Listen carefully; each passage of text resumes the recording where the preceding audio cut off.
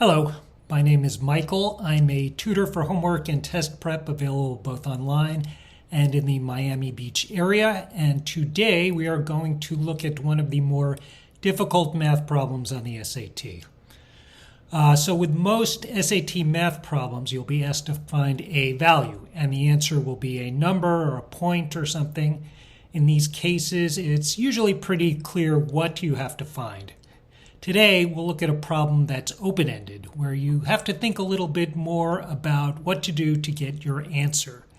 So this is problem 24 in the second math module from Practice Test 6, and you can find it on the ETS website. So the problem reads, the function f is defined by f of x equals a times the square root of x plus b, where a and b are constants. In the xy plane, the graph of y equals f of x passes through the point negative 24, 0, and f of 24 is less than 0. Which of the following must be true?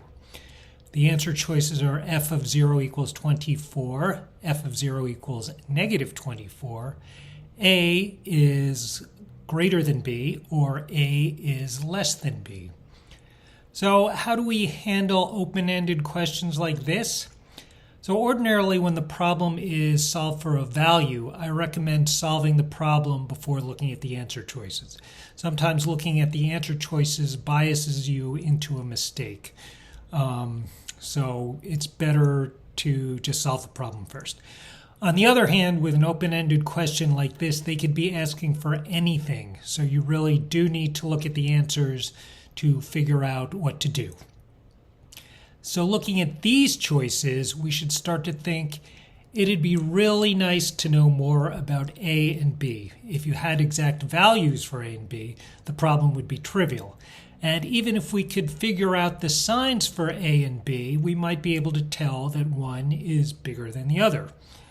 With that in mind, let's see what we can infer from the two facts that were given in the problem. So the first fact is that the point negative 24, 0 lies on the line of the function. It satisfies this function. So what can we infer from this? Well, let's plug in the point and see. So we see that 0 equals a times the square root of negative 24 plus b. I just plugged in negative 24 and 0 for f of x and for x. So this in turn, the fact that 0 equals a times the square root of negative 24 plus b, this in turn means that either a or the square root of negative 24 plus b equals 0. Do we have enough to solve the problem? Not really. We don't have a good handle on a or b. So let's continue. The second bit of information we're given is that f of 24 is less than 0. This, I think, will tell us a lot of things. First of all, if f of 24 is less than 0, then f of 24 is a real number. So that means the square root can't be negative. Otherwise, f of 24 would be imaginary. The square root also can't be 0. Otherwise, f of 24 would be 0. So it must be positive. So since the square root expression is positive, and f of 24 is negative, a must be negative. So let's also remember that we determined before that either a is 0 or the square root of negative 24 plus b is 0. So since a is negative, it can't be 0, which means that that square root expression is 0, or b equals 24. Since b is 24 and a is negative, we know that b is greater than a, and the answer is D. We're done.